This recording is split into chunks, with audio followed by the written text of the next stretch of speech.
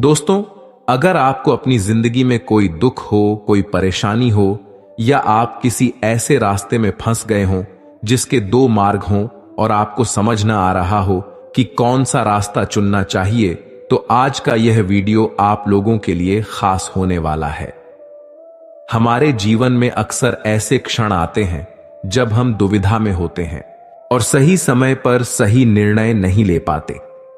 ऐसे में श्रीमद् भागवत गीता के श्लोक में मनुष्य के जीवन की हर समस्या का हल छिपा है। भागवत गीता का उपदेश सुनते ही आपकी सारी परेशानियां एकदम से हल हो जाएंगी और आप बहुत शांत महसूस करेंगे। कहते हैं, गीता को पढ़ लेने से या सुन लेने से आपके सारे जन्मों के पाप इसी जन्म में खत्म हो जाते हैं। भगवान श्री कृष्ण ने स्वयं अर्जुन को उपदेश दिया था, जो भागवत गीता के रूप में प्रसिद्ध है।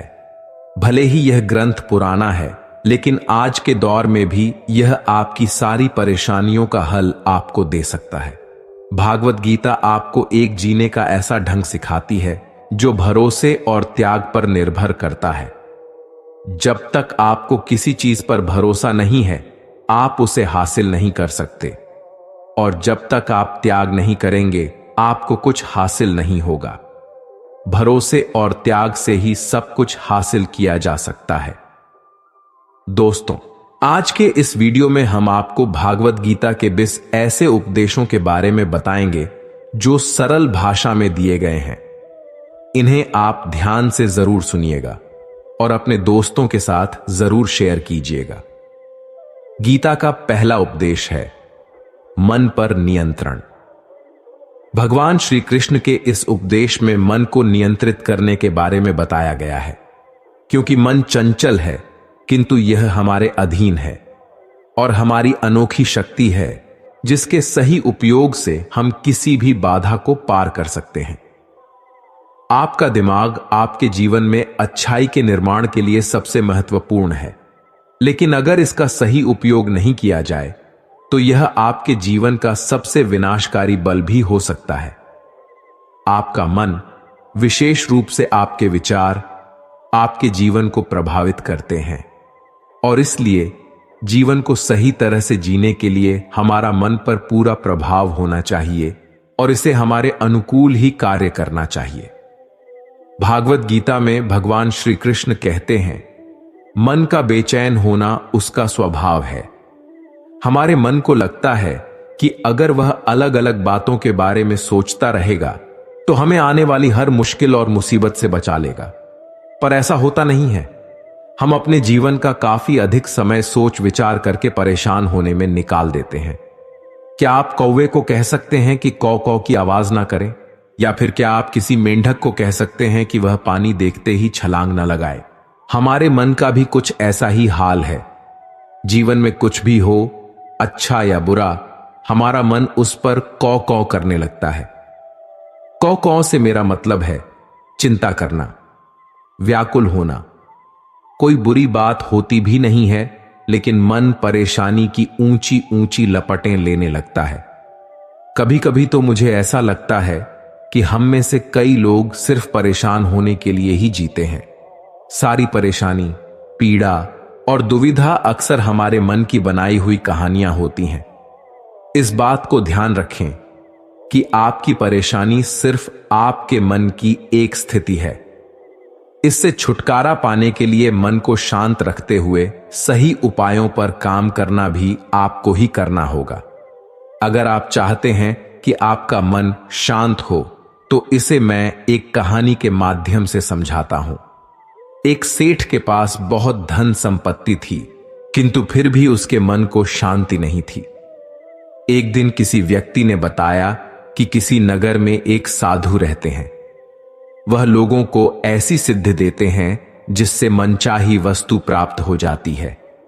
सेठ वह साधु के पास जाकर बोला, महाराज, मेरे पास बहुत पैसा है, लेकिन मन की शांति नहीं है।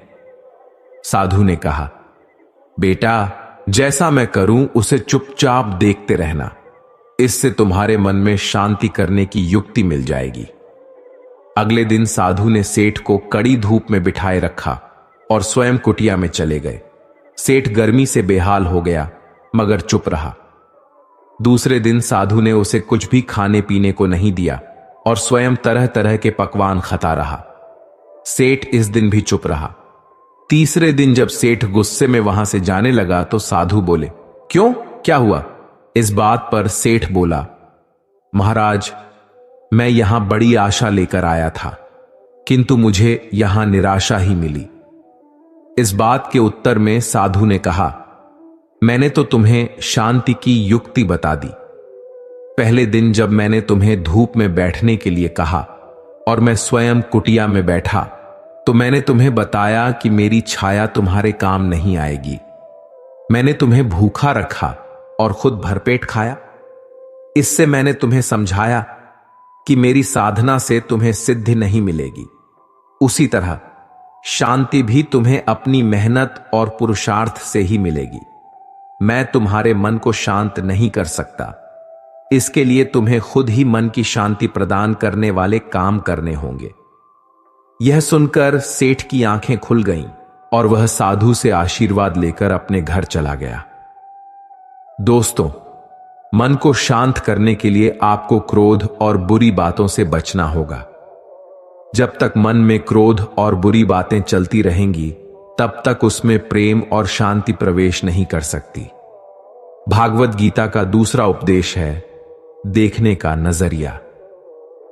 भगवान श्री कृष्ण कहते हैं, हालात को देखने का नजरिया तय करता है कि हमारा भविष्य कैसा होगा।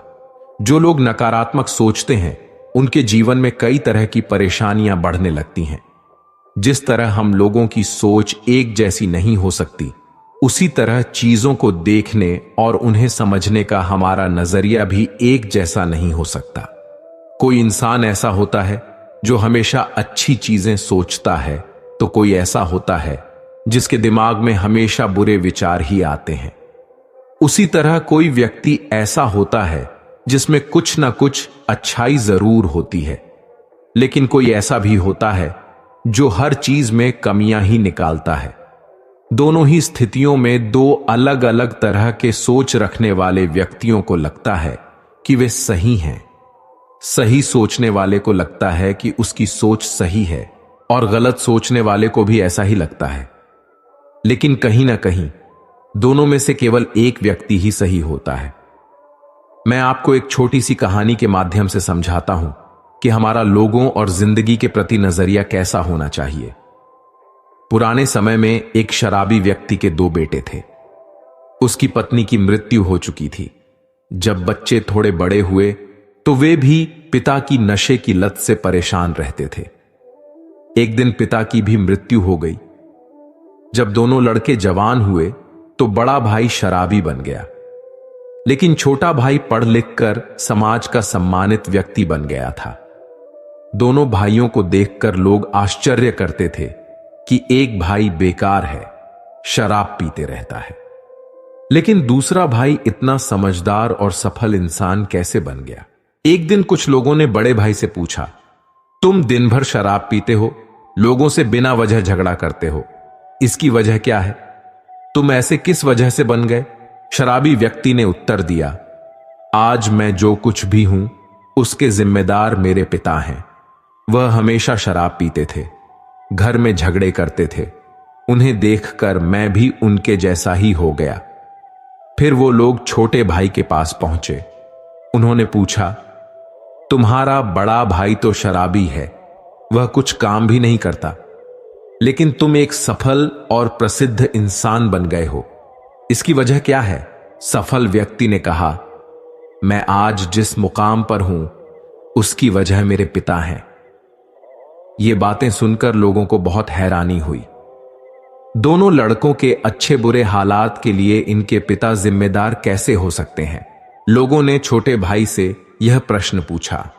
उस व्यक्ति ने बताया, मेरे बड़े भाई ने पिता की बुरी आदतों को अपना लिया, लेकिन मैंने शुरू से ही सोच लिया था कि मुझे पिता की तरह शराबी नहीं बनना है।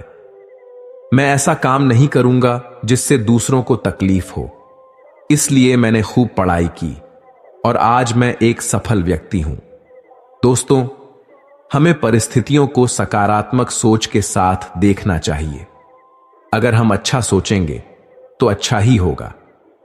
जो लोग नकारात्मक सोचते हैं उनके जीवन में परेशानियां बनी रहती हैं। दूसरों की गलतियों से सीख लेकर सकारात्मक सोच के साथ आगे बढ़ेंगे तो सफलता जरूर मिलती है। भागवत गीता का तीसरा उपदेश है क्रोध पर काबू रखना। आपने यह कहावत तो जरूर सुनी होगी कि क्रोध से भ्रम पैदा होता है, भ्रम से बुद्धि व्यग्र होती है, और जब बुद्धि व्यग्र होती है तब तर्क नष्ट हो जाता है। जब तर्क नष्ट होता है तब व्यक्ति का पतन हो जाता है। यह कहावत भगवान श्री कृष्ण ने स्वयं कहा था। श्री कृष्ण कहते हैं, क्रोध एक ऐसा जहर है जो व्यक्ति को मारता तो नहीं लेकिन उसे अपने जैसे विषैला बना देता है। अब आप सोचेंगे, भला क्रोध किसी व्यक्ति को विषैला कैसे बना सकता है? वह इसलिए क्योंकि अक्सर जब इंसान गुस्से में होता है तो अपना आपा खो बैठता है। वह सामने वाले को ऐसे शब्द बोल देता है जो किसी जहर से कम नहीं लगते। आप में से भी ऐसे बहुत से लोग होंगे जिन्हें क्रोध की वजह से बहुत सी परेशानियों का सामना करना पड़ा होगा, क्योंकि क्रोध के आवेश में आकर अक्सर इंसान अपने पराये का लिहाज भूल जाता है, जिसके चलते वह अपने सबसे करीबी रिश्ते तक खो बैठता है। अब सवाल यह है कि क्रोध की अग्नि को ठंडा कैसे किया जाए। तो चलिए हम आपको एक कहानी के माध्यम से समझाते हैं। प्राचीन समय की बात है। एक महिला थी जिसका स्वभाव बहुत क्रोधित था। उसे छोटी छोटी बातों में गुस्सा आ जाता था। अपने गुस्से के आगे वह अच्छे बुरे का भेद तक भूल जाती थी और जो मुंह में आता बोल देती थी। महिला के इस उग्र स्वभाव के कारण उसका परिवार और पूरा गांव परेशान था। मगर जब उसका गुस्सा शांत हो जाता तो वह अपने किए पर पछतावा भी करती थी। वह खुद अपने क्रोध को काबू करना चाहती थी, लेकिन उसे सफलता नहीं मिल पा रही थी। ऐसे ही एक दिन उसके गांव में एक संत आए।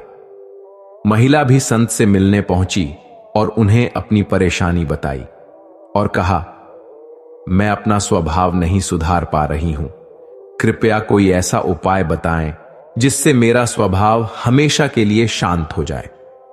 संत ने महिला की बातों को गौर से सुना। वह समझ चुके थे कि उसकी समस्या कैसे दूर हो सकती है। उन्होंने महिला को एक शीशी दी और कहा कि इसमें एक दवा है। जब तुम्हें क्रोध आए तो इसे मुंह से लगाकर धीरे धीरे पीना। इसे तब तक मुंह से लगाए रखना जब तक तुम्हारा क्रोध शांत न हो जाए। जब इसकी दवा खत्म हो जाए तो आश्रम आकर और ले जाना। संत की आज्ञा मानकर महिला ने क्रोध आने पर उस दवा का सेवन करना शुरू कर दिया। एक सप्ताह में ही उसका क्रोध कम होने लगा।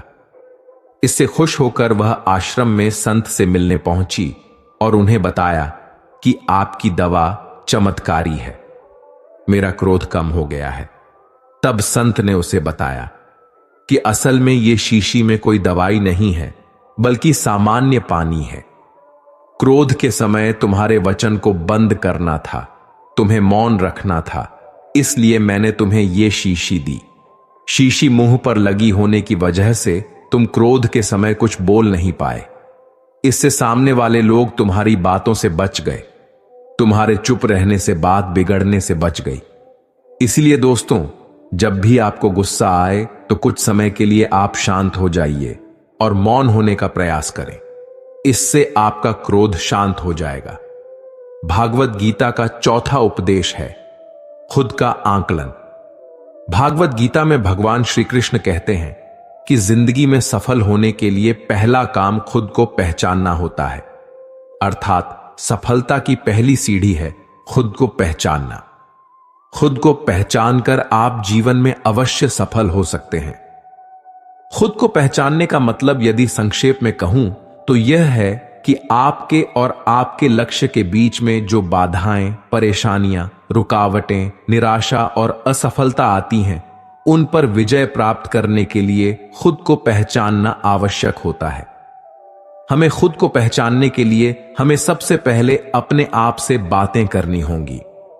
अर्थात सबसे पहले हमें यह समझने की कोशिश करनी होगी कि मैं कौन हूं, मैं कैसे हूं, मेरा अस्तित्व क्या है, मेरे अंदर कौन कौन सी क्षमताएं हैं, मेरे अंदर कौन कौन सी कमियां हैं, मेरे अंदर कौन कौन सी अच्छाइयां हैं, मेरी सोच कैसी है, मेरे विचार कैसे हैं, मेरे जीवन का उद्देश्य क्या है, मेरी जिंदगी का लक्ष्य क्या है, क्या जो मैं वर्तमान में कार्य कर रहा हूं उससे मेरे उद्देश्य पूरे हो सकते हैं, क्या मैं अपने लक्ष्य तक पहुंच सकता हूं।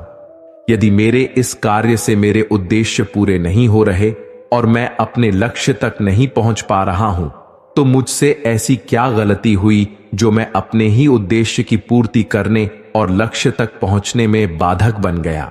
खुद को पहचान पाने में असफल होने के कारण दुनिया में ज्यादातर इंसान खुद को जानने के बजाय लोग दूसरों को जानने के पीछे लगे रहते हैं। वे दूसरों को जानने में अपना पूरा दिमाग, समय और ताकत लगाते हैं, फिर भी वे सामने वाले इंसान को नहीं जान पाते। यदि इंसान दूसरे को जानने के बजाय खुद को जानने में अपना पूरा दिमाग, समय और अपना पूरा ताकत लगा दे, तो वह कुछ ऐसा कर सकता है कि दुनिया उसके कदमों में होगी। उसे खुद भी पता नहीं चलेगा कि उसने ऐसा क्या कारनामा कर दिया। इसलिए उठो, जागो और अपने आप को पहचानो, अपनी ताकत को पहचानो, तभी आप इतिहास रच सकते हैं। भागवत गीता का 5वां उपदेश है खुद का निर्माण। श्री कृष्ण कहते हैं कि मानव जीवन अनमोल है, इस बात से कोई इनकार नहीं करता, परंतु यह भी विडंबना है कि इस अंश रूपी शरीर को हम उतना मान सम्मान नहीं देते जितना वास्तव में हमें करना चाहिए। यह सच है कि हम शरीर के ऊपरी सौंदर्य की चिंता बहुत करते हैं, किंतु इस शरीर के भीतर बैठे ईश्वर और उसके निवास रूपी मंदिर के प्रति कभी सचेत होना ही नहीं चाहते। इसी कारण हम भौतिक सुख दुख के चक्रव्यूह में उलझे रहते हैं और खुद के निर्माण के प्रति लापरवाह बने रहते हैं। इस लापरवाही का खामियाजा न केवल खुद हमें बल्कि परिवार, समाज, राष्ट्र और समूचे संसार को किसी न किसी रूप में भुगतना ही पड़ता है। आज की अगर सबसे बड़ी जरूरत की बात करें तो वह है खुद के निर्माण की। हमें सोचना ही होगा कि हम अपना निर्माण कैसे करें। ईश्वर ने हमें सर्वश्रेष्ठ बनाया है, सिर्फ इतना मान लेने भर से हम श्रेष्ठ नहीं बन सकते। हमें अपने मन, वचन और कर्म से भी श्रेष्ठ बनना ही होगा। जब तक हम खुद को ईश्वर की एक इकाई मानकर विचार नहीं करेंगे, तब तक हमारा या आपका भला नहीं हो सकता। हमें अपने शरीर रूपी मंदिर और उसके भीतर बैठे जीव तत्वों को महत्व देना होगा। उसकी स्वच्छता और उसके प्रति समर्पण भाव का अनुकरण बनाए रखना ही होगा। हम जितनी चिंता बाहरी निर्माण की करते हैं, उससे कहीं अधिक चिंता स्वयं के निर्माण की भी करनी होगी। इसके लिए हमें सिर्फ अच्छाइयों और सकारात्मक बिंदुओं पर ही ध्यान केंद्रित करना होगा। हमें अपने और दूसरों के अच्छे गुणों पर ध्यान देना होगा। हम सभी सर्वशक्तिमान परमात्मा की संतान हैं। शक्तिशाली परमात्मा के सारे गुण हमारे अंदर विद्यमान हैं। उन शक्तियों का सही प्रयोग करके हम अपना निर्माण कर सकते हैं और अपना सुंदर निर्माण के साथ ही हम अपने परिवार, समाज, राष्ट्र तथा पूरी सृष्टि का निर्माण कर सकते हैं। आइए आज हम अपने जीवन के स्वनिर्माण की पहली सुबह मानकर जुट जाएं और सबसे पहले खुद के निर्माण के लिए प्रयास करें। विश्वास कीजिए, असंभव जैसा भाव संभव की सबसे बड़ी बाधा है। इसलिए असंभव को ताले के अंदर बंद कर सिर्फ संभव के मंत्र का मंत्र उच्चारण कीजिए। याद रखें, आपकी पहचान केवल आप नहीं है, आपका व्यक्तित्व और कृतित्व ही आपको रेखांकित करेगा। इसके लिए स्वनिर्माण के अलावा कोई दूसरा रास्ता ही नहीं है। भागवत गीता का 6वां उपदेश है कर्म करो, फल की चिंता मत करो। श्री कृष्ण ने भागवत गीता में कर्म और फल के बीच एक संबंध बताते हुए कहा है कि हमें कर्म करना चाहिए, लेकिन फल की चिंता नहीं करनी चाहिए। यह इसलिए है क्योंकि हम अपने कर्म फल के बारे में पूर्वानुमान लगा सकते हैं, लेकिन फल निश्चित नहीं होता है। इसलिए फल की चिंता करना निरर्थक है और इससे हमें अत्यधिक चिंता और तनाव का सामना करना पड़ता है। श्री कृष्ण आगे कहते हैं कि कर्म करना हमारा कर्तव्य है, लेकिन हमें कर्म फल के बंधन से मुक्त होकर कर्म करना चाहिए। कर्म फल की चिंता से हम अपने कर्तव्य को सही ढंग से नहीं निभा पाते और फल की अपेक्षा करते हुए अपने कर्तव्य को भूल जाते हैं। श्री कृष्ण कहते हैं, जब हम अपने कर्म करते हैं तो हमें अपने कर्तव्य के प्रति उत्साह और संकल्प रखना चाहिए, जो एक सफल जीवन के लिए आवश्यक है। अब मैं आपको एक कहानी के माध्यम से इसे स्पष्ट करता हूं। एक राजा था जो अपनी प्रजा का बहुत ख्याल रखता था। वह नियमित रूप से अपनी प्रजा के बीच जाता और उनकी समस्याओं को सुनता था और उन्हें हल करने की कोशिश करता था। उसकी कर्तव्य निष्ठा के चर्चे दूर दूर तक फैले हुए थे। एक बार राजा अपने राज्य में भ्रमण के लिए निकले हुए थे। तब उनके कुर्ते का एक बटन टूट गया। यह देखकर राजा ने अपने मंत्री को तुरंत बुलाया और उसे आदेश दिया कि गांव से एक अच्छे दर्जी को बुलाकर उसका बटन सिलवा दें। यह सुनकर मंत्री ने गांव में दर्जी की खोज शुरू कर दी और संयोगवश उसे एक दर्जी भी मिल गया। वह दर्जी अपनी छोटी सी दुकान में काम करता था। मंत्री उसे जल्दी से राजा के पास ले गया। राजा ने दर्जी से पूछा, क्या तुम मेरे कुर्ते का बटन सिल सकते हो? दर्जी बोला, यह तो बहुत ही आसान काम है। दर्जी ने अपने थैले से धागा निकाला और कुर्ते का बटन लगा दिया। राजा यह देखकर बहुत खुश हुआ और दर्जी से पूछा, तुम्हें कितने पैसे दूं? दर्जी ने कहा, इतने छोटे काम के लिए मैं पैसे नहीं ले सकता। राजा ने कहा, नहीं, मैं इसकी कीमत जरूर देंगे। दर्जी ने सोचा कि उसने तो केवल धागा ही लगाया है, तो उसके 2 रुपए मांग लेता हूं। लेकिन फिर दर्जी ने सोचा कि कहीं राजा यह न सोचे कि मैं इतने से काम के 2 रुपए तो गांव वालों से कितना पैसा लेता होगा। यह सब सोचकर दर्जी ने कहा, जो आपकी इच्छा हो वह दे दीजिए। यह सुनकर राजा ने अपनी हैसियत के अनुसार दर्जी को 2 गांव देने का फैसला किया। राजा ने कहा, कहीं समाज में उसका रुतबा छोटा ना हो जाए, इसलिए वह दर्जी को इतना बड़ा इनाम दे रहा है। दर्जी मन ही मन सोचने लगा कि कहां वो 2 रुपए मांग रहा था और अब वह 2 गांवों का मालिक बन गया। दोस्तों, हम सभी अपनी क्षमता के अनुसार सोचते हैं, लेकिन भगवान हमें अपने हिसाब से सब कुछ देते हैं। हम छोटा मांगते हैं, कई बार भगवान हमें उनके देने के क्षमता के अनुसार कुछ बड़ा दे देते हैं। इसलिए श्री कृष्ण ने भागवत गीता में कहा है कि कर्म करो, फल की इच्छा मत करो, और यही इस कहानी का सार भी है। भागवत गीता का 7वां उपदेश है, लक्ष्यों को हमेशा याद रखें। भागवत गीता में श्री कृष्ण कहते हैं, किसी भी लक्ष्य को निर्धारित करने से पहले खुद से 3 सवाल करें। पहला, आप उस काम को क्यों करना चाहते हैं? दूसरा, इसका क्या परिणाम होगा? तीसरा, क्या आपको इसमें सफलता मिलेगी? यदि इन तीनों सवालों के जवाब आपको आश्वस्त करते हैं, तभी उस लक्ष्य की ओर कदम बढ़ाएं। अपने लक्ष्य के लिए बनाई गई रणनीति के बारे में कभी किसी को न बताएं। गुप्त रूप से उस दिशा में मेहनत करते रहें। यदि आपके लक्ष्य के मार्ग में कोई विपत्ति आए, तो उससे घबराकर लक्ष्य को बीच में न छोड़ें। धैर्य के साथ उसका सामना करें और लक्ष्य के प्रति सकारात्मक सोच के साथ प्रयास जारी रखें। याद रखें, जरूरी नहीं कि जैसा आपके साथ पहले हुआ है वैसा ही भविष्य में भी हो। आपके भविष्य को संवारने की गुंजाइश हमेशा आपके हाथ में होती है। हमारे आसपास कुछ लोग होते हैं जो तेजी से सफल हो जाते हैं और जिंदगी में आगे बढ़ जाते हैं। वहीं कुछ लोग लाख कोशिश के बाद भी जिंदगी में सफल नहीं हो पाते। उन्हें सबसे पहले अपने लक्ष्यों को तय करने की जरूरत होती है, ताकि पता चल सके कि किस दिशा में आगे बढ़ना और मेहनत करना है। जिंदगी में सफल होने के लिए अगर लक्ष्य तय करने में दिक्कत होती है तो इन बातों को हमेशा याद रखें। आप दूसरों के मुताबिक लक्ष्य चुनने की बजाय अपने हिसाब से लक्ष्य को चुनें।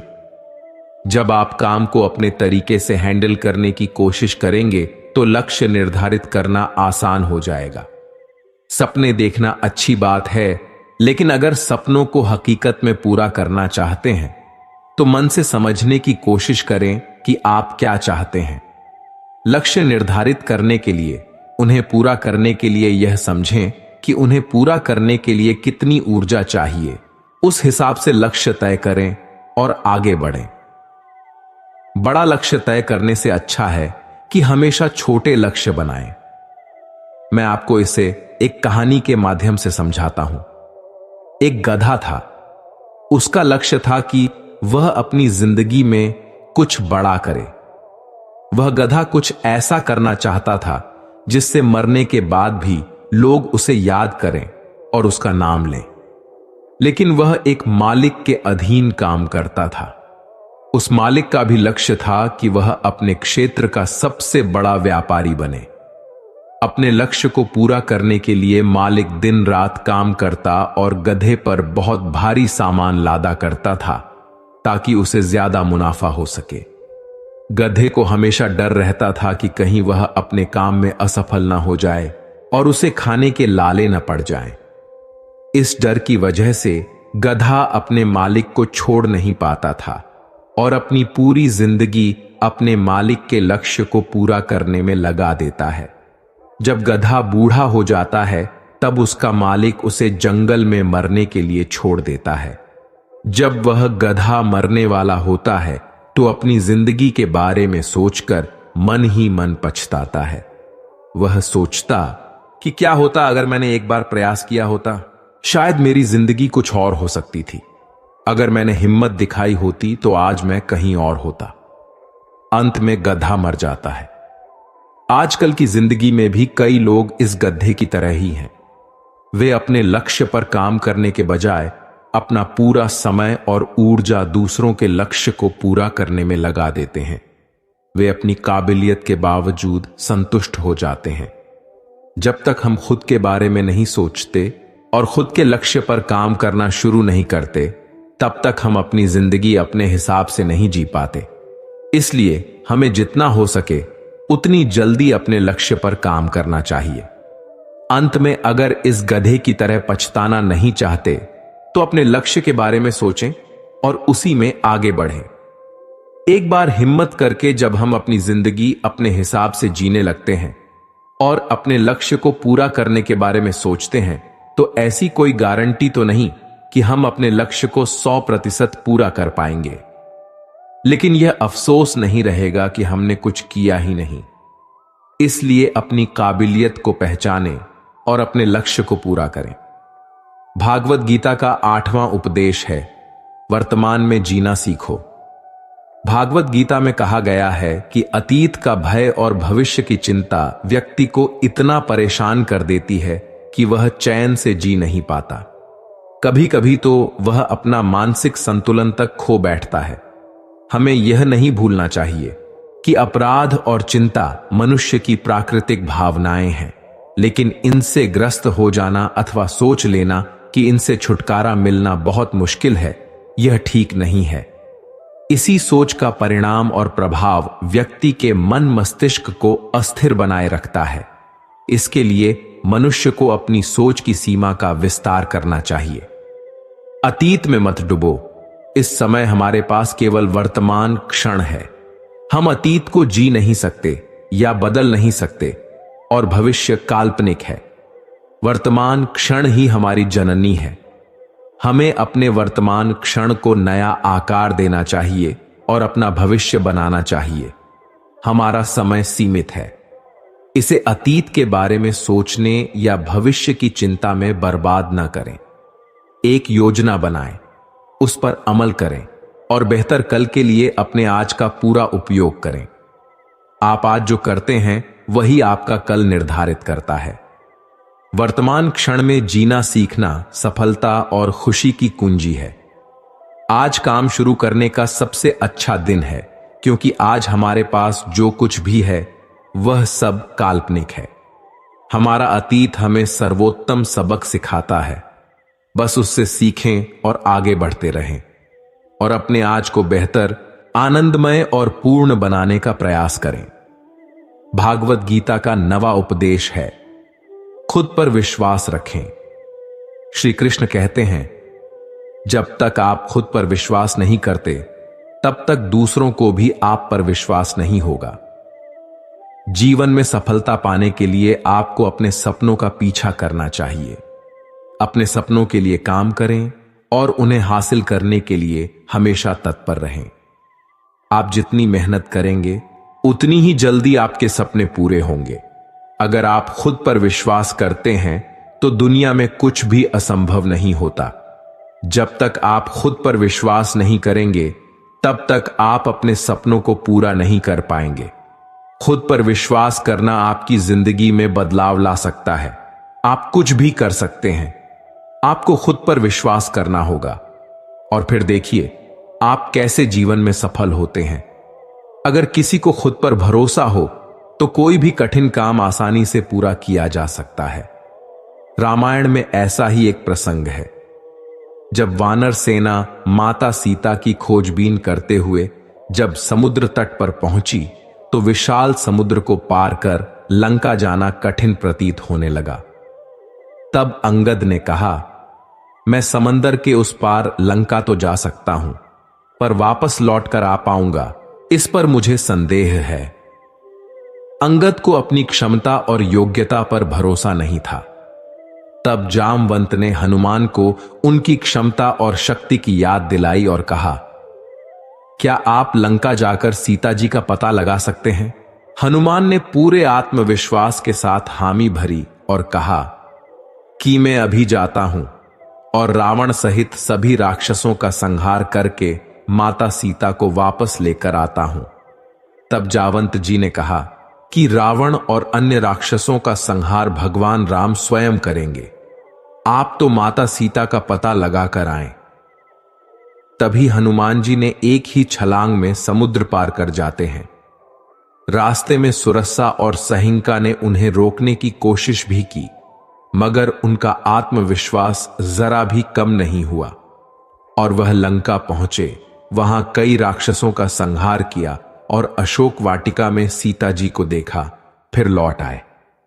दोस्तों, जब हम किसी ऊंचे मुकाम की तरफ बढ़ते हैं तो मन में आशंकाएं और भय जरूर आते हैं, मगर हमें इनसे पार पाने के लिए अपने भीतर के भरोसे को मजबूत रखना चाहिए। उत्साह के साथ लक्ष्य की ओर बढ़ने से हमारा आत्मविश्वास भी मजबूत होता है। अगर हमें अपनी क्षमता पर यकीन हो जाए तो कोई भी लक्ष्य आसानी से पाया जा सकता है। अगर आपको खुद पर विश्वास नहीं है तो आप डरपोक हैं। क्या आपने कभी सोचा है कि पर्वतारोही और खिलाड़ी भी दूसरे लोगों की तरह ही होते हैं, फिर भी वे इतने कठिन लक्ष्य आसानी से कैसे पा लेते हैं? इसका जवाब है आत्मविश्वास, खुद पर भरोसा। भागवत गीता का 10वां उपदेश है, संगत का असर। भगवान श्री कृष्ण कहते हैं, संगत का असर सब कुछ बदल देता है। संगत के कारण हमारी चाल ढाल, पहनावा, खान पान, बात करने का तरीका और चरित्र तक में बदलाव आ जाता है। हमारी संगति का जीवन में गहरा असर पड़ता है। इसलिए संगत अच्छे लोगों की करनी चाहिए ताकि उनकी अच्छाइयों को हम ग्रहण कर सकें। कहते हैं, खरबूजा खरबूजे को देखकर रंग बदलता है। इस कहावत का अर्थ है कि संगत का असर हर किसी पर कम या अधिक होता है। संगति से मनुष्य जहां महान बनता है, वहीं बुरी संगत ही उसका पतन भी करती है। अच्छी संगति पारस के समान है। जिस प्रकार पारस के छूने से लोहा भी सोना बन जाता है, उसी प्रकार संगति के प्रभाव से दुष्ट व्यक्ति भी देवता समान बन जाते हैं। लेकिन यदि व्यक्ति को बुरी संगति मिलती है तो उसका जीवन नरक हो जाता है। दोस्तों, मैं आपको एक कहानी के माध्यम से समझाता हूं।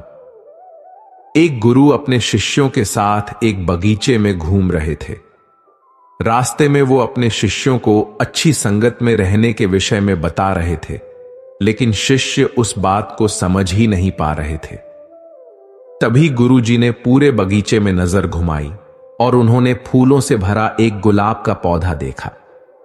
उन्होंने पास खड़े शिष्यों में से एक शिष्य से उस गुलाब के पौधे के नीचे से थोड़ी सी मिट्टी लाने को कहा। शिष्य उसी समय गया और गुलाब के पौधे के नीचे से मिट्टी लेकर आया। जैसे ही वह मिट्टी गुरु के हाथों में थमाने को आगे बढ़ा, गुरुजी बोले, वत्स, यह मिट्टी मैंने अपने लिए नहीं मंगवाया है।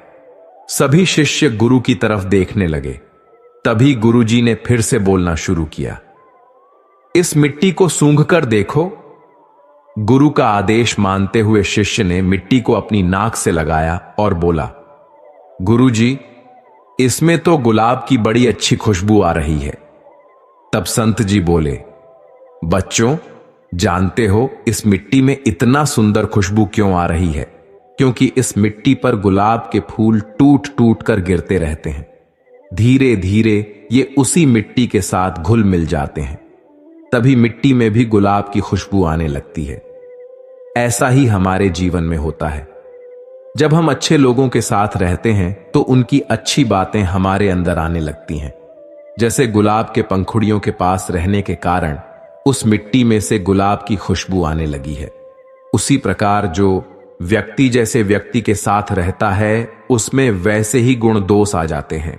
दोस्तों, हमें हमेशा अपनी संगति अच्छे लोगों के साथ रखनी चाहिए, जिससे हम भी एक अच्छा इंसान बन सकें। भागवत गीता का 11वां उपदेश है अधूरा ज्ञान। श्री कृष्ण कहते हैं, ज्ञानी और अज्ञानी व्यक्ति को आसानी से समझाया जा सकता है, लेकिन अर्धज्ञानी व्यक्ति को स्वयं ब्रह्मा जी भी नहीं समझा सकते। अधूरा ज्ञान खतरनाक होता है। ऐसा ज्ञान किसी काम का नहीं होता जिसकी वजह से किसी भले इंसान का नुकसान होता है। अधूरा ज्ञान किस तरह नुकसान पहुंचा सकता है, आपको एक कहानी के द्वारा बताता हूं। पुराने समय में एक सेठ का व्यापार बहुत अच्छा चल रहा था। उसने आसपास के गांवों में भी अपना व्यापार बढ़ाने की योजना बनाई। एक व्यक्ति सेठ के पास गया और बोला कि वह साझेदार बनना चाहता है। सेठ को व्यापार बढ़ाने के लिए एक साझीदार की जरूरत थी। उसने अनजान व्यक्ति को अपने व्यापार में शामिल कर लिया। अब दोनों साझेदारी व्यापार करने लगे। नया साझीदार बहुत मेहनती था। सेठ और साझीदार की मेहनत से व्यापार एकदम तेजी से बढ़ रहा था। सेठ बहुत खुश था। एक दिन सेठ का करीबी दोस्त उससे मिलने आया तो उसने साथी साझीदार को देखा। सेठ का दोस्त उस साझीदार को पहचान गया कि ये तो एक ठग है और चोरी करता है। सेठ का मित्र खुद को शास्त्रों का जानकार और ज्ञानी मानता था। उसने कहीं पढ़ा था कि कभी भी किसी की बुराई नहीं करनी चाहिए, इसलिए उसने नए साझीदार की सच्चाई सेठ को नहीं बताई। सेठ का मित्र बोला कि तुम्हारा नया साझीदार बहुत मेहनती है, सभी का विश्वास जीत लेता है। यह सुनकर सेठ को प्रसन्नता हुई, क्योंकि नया साझीदार मेहनत कर ही रहा था। जल्दी उसने सेठ का विश्वास भी जीत लिया। अब सेठ की तिजोरियों की चाबियां भी नए साझीदार के पास ही रहती थीं। एक रात मौका पाकर वह साझीदार सेठ का सारा धन लेकर भाग गया। सुबह जब सेठ नींद से जागा तो देखा कि सारा धन गायब है। उसका पूरा व्यापार बर्बाद हो गया। दुखी सेठ अपने मित्र के पास पहुंचा और उसने पूरी बात उसे बता दी। सेठ का मित्र बोला, मैं तो यह बात पहले से जानता था कि वह एक ठग है। वह मेहनत करके दूसरों का भरोसा जीत लेता है और मौका पाकर उनका धन लेकर भाग जाता है। ये बात सुनते ही सेठ को क्रोध आ गया। उसने मित्र से कहा, तुम्हें यह बात मालूम थी तो मुझे क्यों न बताई? मेरे जीवन भर की कमाई लुट गई है। सेठ का मित्र बोला, मैं कभी किसी की बुराई नहीं करता हूं। बुराई करना पाप है। मैंने शास्त्रों में पढ़ा है, इसलिए मैंने उसकी बुरी बातें तुम्हें नहीं बताई। शास्त्रों के जानकार मित्र की यह बात सुनकर सेठ ने उससे कहा, भाई, आज तुम्हारे अधूरे ज्ञान की वजह से मैं बर्बाद हो गया। ऐसा ज्ञान किसी काम का नहीं जिससे किसी भले इंसान का नुकसान हो। दोस्तों, आपको यह पता चल ही गया होगा कि अधूरा ज्ञान बहुत ही खतरनाक होता है, इसलिए कोई भी ज्ञान पूरा अवश्य ग्रहण करें। भागवत गीता का 12वां उपदेश है दोस्त और दुश्मन की पहचान करना। दोस्तों, भागवत गीता में कहा गया है कि अगर हम जिंदगी में सफलता पाना चाहते हैं तो हमें ऐसे दोस्तों की जरूरत होती है जो हमें आगे बढ़ने की प्रेरणा दें। लेकिन अगर हम बहुत ज्यादा सफल होना चाहते हैं तो हमें दुश्मनों की जरूरत होती है। इसे ऐसे समझ सकते हैं, जब कोई आपका बुरा करने का प्रयास करे या आपको नीचा दिखाए तो आप अपनी प्रतिभा और खुद को सही साबित करने के लिए ज्यादा मेहनत करते हैं। जब तक आप अपने दुश्मन की कमजोरी नहीं जान जाते, तब तक उसे दोस्ती रखने में ही भलाई है। इस दौरान आपको उसकी कमियां पता चल जाएगी। ऐसे में जब वो आप पर अपना कोई नुक्सा आजमाएगा तो आपके पास पहले से ही उसका तोड़ मौजूद रहेगा। श्री कृष्ण बताते हैं, जिन लोगों का चरित्र बुरा हो, जिनकी नजर अच्छी नहीं हो और जो लोग बुरे लोगों की संगत में रहते हैं, उन्हें गलती से भी दोस्त नहीं बनाना चाहिए। दोस्त और दुश्मन की पहचान को लेकर एक बात कही गई है कि जिस प्रकार चंदन का पेड़ अपनी मादक सुगंध और शीतल प्रकृति के लिए विख्यात है, लेकिन इस गुण की वजह से ही उस पर दुनिया के सबसे ज्यादा विषैले सांप लिपटे रहते हैं। इसी प्रकार यह जरूरी नहीं कि जो व्यक्ति आपके सामने अच्छा व्यवहार कर रहा है वह वास्तव में आपका दोस्त या हितैषी हो। इस बात की भी संभावना है कि वो आपके प्रति कुविचार और शत्रुता का भाव रखता हो। श्री कृष्ण कहते हैं कि जो व्यक्ति सामने से प्रशंसा और आपके पीछे बुराई करने वाले मित्र का भूल कर भी साथ नहीं देना चाहिए। ऐसे मित्र सामने से मधुर व्यवहार करते हैं और आपको खुश करने की कोशिश करते हैं, लेकिन जैसे ही इन्हें मौका मिलता है वैसे में ये मित्र आपको नुकसान पहुंचाते हैं। ऐसे मित्र दुश्मन से भी ज्यादा खतरनाक होते हैं। एक दिन दो दोस्त राहुल और केशव बातें करते हुए जा रहे थे। हालांकि वो दोनों पक्के दोस्त थे, पर अचानक किसी बहस में पड़ गए। राहुल ने केशव को थप्पड़ मार दिया। थप्पड़ लगने के बाद केशव ने कुछ नहीं कहा, बस नीचे पड़ी रेत पर लिख दिया, मुझे चोट लगी है क्योंकि आज मेरे दोस्त ने मुझे थप्पड़ मारा है। 2 दिनों बाद दोनों दोस्त फिर मिले। इस बार उन्होंने नदी में नहाने जाने का प्रोग्राम बनाया। अगली सुबह दोनों नदी में नहाने पहुंचे। जब वो नहा रहे थे तो केशव का पैर फिसला और वो डूबने लगा।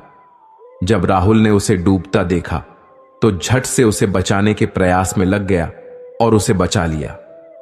बचाए जाने के बाद केशव ने पत्र पर लिखना शुरू किया, आज मुझे मेरे सबसे अच्छे दोस्त ने बचाया। केशव ने पूछा, जब मैंने तुम्हें थप्पड़ मारा तो तुमने रेत पर लिखा और जब मैंने तुम्हें बचाया तो तुमने पत्थर पर लिखा, ऐसा क्यों? इस पर केशव ने जवाब दिया, जब लगे कि दोस्त से कोई गलती हुई है, उसने हमें कोई चोट पहुंचाई है या हमें किसी बात का बुरा लगा हो तो अच्छा होगा कि हम रेत पर लिख दें, क्योंकि यह हवा के साथ मिट जाएगा।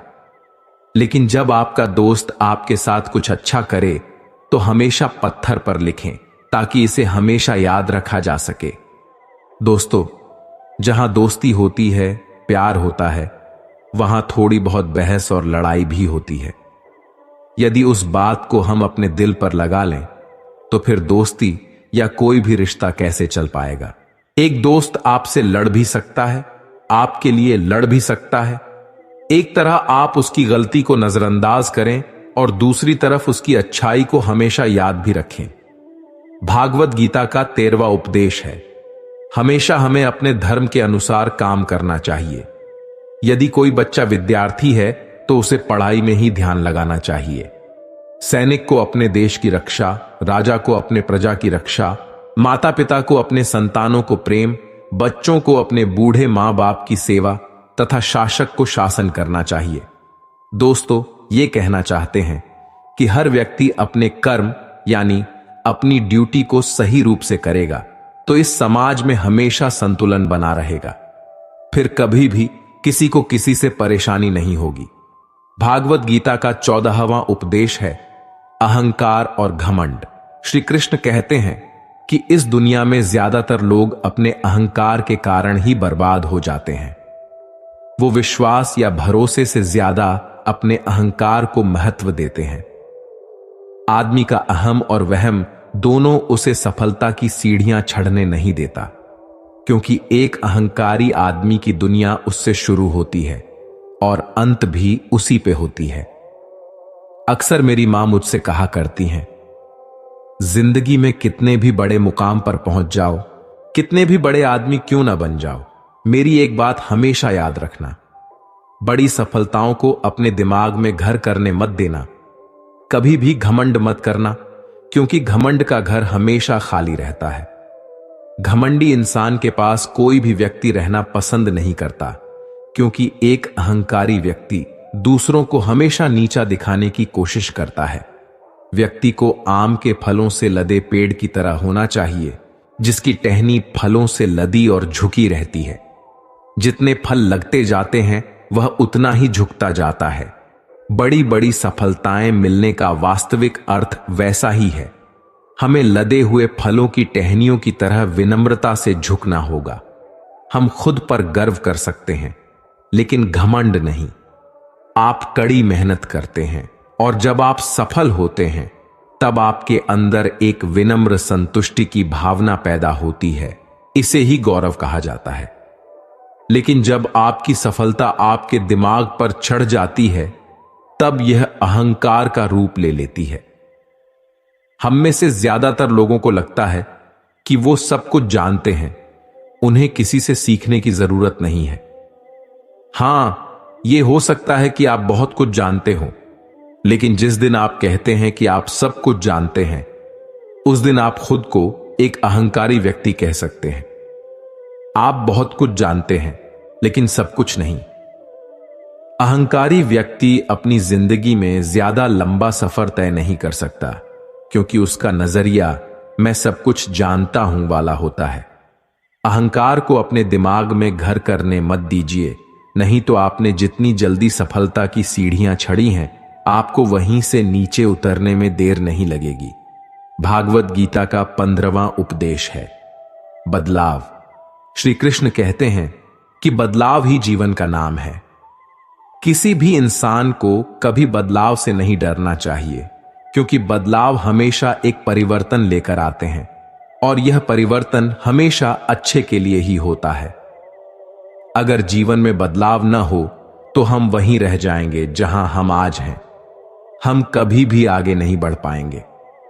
कभी कभी बदलाव या परिवर्तन हमें कष्ट भी देते हैं, पर ये कष्ट हमेशा के लिए नहीं रहते और आगे चलकर हमेशा सुख देते हैं। आपने नदी के पानी को कभी सड़ते हुए नहीं देखा होगा, क्योंकि नदी हमेशा परिवर्तित या बहती हुई रहती है, कभी रुकती भी नहीं है। लेकिन एक तालाब का पानी जब परिवर्तित नहीं होता है, जिसमें बदलाव नहीं आता है, वह धीरे धीरे सड़ जाता है। ठीक उसी तरह हमारे जीवन में परिवर्तन या बदलाव जरूरी है। जिस दिन यह बदलाव रुक जाएगा, उस दिन हम नष्ट हो जाएंगे। भागवत गीता का 16वां उपदेश है आलस्य, कायरता और डर। श्री कृष्ण कहते हैं, आलस्य, डर और कायरता मनुष्य के वो दुश्मन हैं जो इसे सफल होने से रोकते हैं। अगर आपको सफल होना है तो आपको अपना आलस्य त्यागना होगा।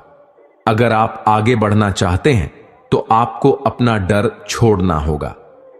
एक आलसी और डरपोक व्यक्ति न अपने लक्ष्य को पा सकता है, न ही वह अपने सपनों को पूरा कर सकता है, और न ही वह किसी युद्ध में विजय प्राप्त कर सकता है।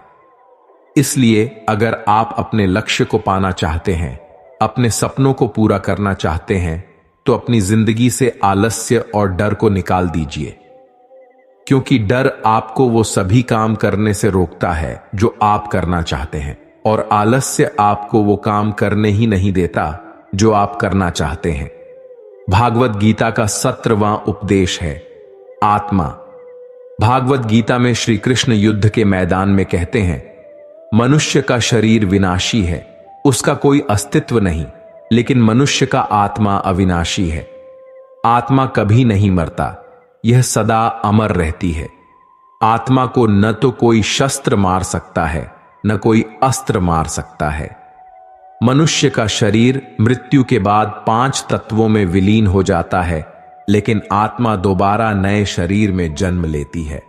वह व्यक्ति कभी किसी के मरने का शोक नहीं मनाता, क्योंकि उसे पता है केवल शरीर मारा है, आत्मा तो जिंदा है। शरीर का नाश होने के बाद आत्मा दोबारा किसी अन्य शरीर का रूप लेगी। इस सृष्टि में जो भी जन्म लेता है वह निश्चित रूप से मरता है।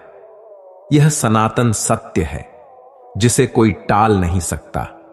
मनुष्य, पशु, पंछी, जीव, पेड़ पौधे, हर सांस लेने वाले प्राणी जन्म के साथ अपने मृत्यु की भी तारीख लिखवा कर आते हैं। इस सत्य से परिचित होने के बावजूद जीवन पर्यंत सब कुछ पाने की लालसा करता है और चीजों को पाने के लिए मनुष्य जीवन भर संघर्ष करता है, जिसे पाने के लिए अपनों से लड़ जाने को तैयार रहता है, जिसे पाने के लिए सब कुछ कर जाता है। उनमें से कोई भी चीज मृत्यु के दौरान उसके साथ नहीं जाती है। हर मनुष्य को जीवन के सत्य को अपनाकर संतुष्ट रहना चाहिए। भागवत गीता का 18वां उपदेश है, एक ही कर्म किसी के लिए पाप बन जाता है और दूसरे के लिए पुण्य बन जाता है। श्री कृष्ण कहते हैं, व्यक्ति जो कर्म कर रहा है वह पाप है या पुण्य, ये कार्य को करते हुए देखकर नहीं कहा जा सकता। व्यक्ति किसी भी कर्म को जिस भावना से करता है वही उस व्यक्ति के कर्म को पाप और पुण्य के रूप में परिभाषित करता है। उदाहरण के लिए, कोई व्यक्ति धन के लालच में किसी की हत्या कर देता है, वहीं दूसरा व्यक्ति किसी की जान बचाने के लिए किसी दुष्ट व्यक्ति की हत्या कर देता है। यहां दोनों व्यक्तियों द्वारा किसी की हत्या की गई है, दोनों का ही कर्म समान है, लेकिन दोनों का कर्म पाप का भागीदारी नहीं है। लूट के उद्देश्य से करने हत्या करने वाले व्यक्ति का कर्म पाप का भागीदारी होगा, लेकिन किसी के जान बचाने के उद्देश्य से दुष्ट व्यक्ति की गई हत्या पाप की श्रेणी में नहीं आएगा। भागवत गीता का 19वां उपदेश है, भगवानों में कोई छोटा बड़ा नहीं होता। आज संसार के मानव विभिन्न धर्मों में बंट चुके हैं और वे धर्म, संप्रदाय और भगवान के नाम पर लड़ते झगड़ते हैं, लेकिन उन्हें नहीं पता है कि संसार में ईश्वर के कई रूप हैं और इनमें कोई भी छोटा या बड़ा नहीं है। परमात्मा का हर एक रूप समान है। जिस तरह से हर एक नदी अंत में सागर में जाकर मिलती है, उसी तरह हर एक धर्म परमात्मा रूपी सागर में जमा होती है। इस संसार के निर्माता एक ही परमपिता हैं, इसलिए हर एक इंसान को धर्म, जात से परे एक ईश्वर की आराधना करते हुए मिलजुल कर रहना चाहिए। भागवत गीता का 20वां उपदेश है, सही समय की प्रतीक्षा करना मूर्खता है। भागवत गीता में भगवान श्री कृष्ण अर्जुन को कहते हैं, किसी चीज को शुरू करने के लिए कोई भी सही समय नहीं होता। मनुष्य जब कोई चीज शुरू करता है वही उसके लिए सही समय होता है। जो मनुष्य सही समय के इंतजार में रहता है उसके लिए सही समय कभी नहीं आता और वह कभी भी अपने काम को शुरू नहीं कर पाता। ऐसे मनुष्य जीवन भर सही समय का इंतजार करते ही रहते हैं और कभी सफलता प्राप्त नहीं कर पाते। इसलिए मनुष्य को चाहिए कि सही समय की प्रतीक्षा करने के बजाय वह अभी से काम को शुरू करें। इसी में एक कहानी के माध्यम से समझाता हूं। एक बार एक आदमी सत्संग में जाता है। वहां पर वह एक महात्मा जी को यह कहते हुए सुनता है, समय बहुत मूल्यवान होता है, समय की मनचाही कीमत प्राप्त की जा सकती है। वो आदमी महात्मा जी का यह कथन सुनकर बहुत खुशी खुशी लोग से जाकर कहते हैं, भाई मेरा समय बहुत कीमती है, लेकिन अगर आप चाहें तो रोज 200 के हिसाब से मेरा समय ले सकते हैं। तो लोग उस आदमी से कहते हैं, अगर हम तुम्हारा समय खरीदेंगे तो उसमें क्या क्या करोगे? वह आदमी कहता है, अरे भाई मैं तो अपना समय बेच रहा हूं, जो तुम्हारी मर्जी हो उस तरह उसका उपयोग करना। ऐसा सुनकर लोग उसे पागल कहकर भगा देते। वह आदमी अंत में उसी महात्मा के पास आता है और उनसे कहता है, महात्मा जी, आपने कहा था कि समय बहुत कीमती है, लेकिन कोई भी मेरे समय का 1 रुपए भी देने को तैयार नहीं है। महात्मा जी उसकी मूर्खता भरी बातें सुनकर हंसते हैं और महात्मा जी कहते हैं, बेटा, समय की कीमत तो जरूर मिलती है, लेकिन उसके लिए समय का सही उपयोग और परिश्रम करना पड़ता है। वह आदमी महात्मा जी के कहने का मतलब समझ जाता है और अपने समय का सदुपयोग करने का निश्चय करता है। हमारे जीवन का हर पल कीमती है, लेकिन उसकी कीमत प्राप्त करने के लिए परिश्रम और अच्छे विचारों की आवश्यकता होती है। इसलिए अपने समय का उपयोग अच्छे कार्यों में करें, न कि बुरे कार्य करने में। दोस्तों, अगर आपको इस वीडियो से कुछ भी सीखने को मिला हो तो कृपया इस वीडियो को लाइक और शेयर करें और कमेंट में जय श्री राधे कृष्ण अवश्य लिखें। यदि आप हमारे ट्रू लाइफ स्पिरिचुअल ज्ञान चैनल पर नए हैं तो चैनल को सब्सक्राइब करके नोटिफिकेशन बेल आइकन को भी ऑल पर सेट कर लें, ताकि आप हमारी हर नई वीडियो की जानकारी पा सकें। धन्यवाद। जय श्री राधे कृष्ण।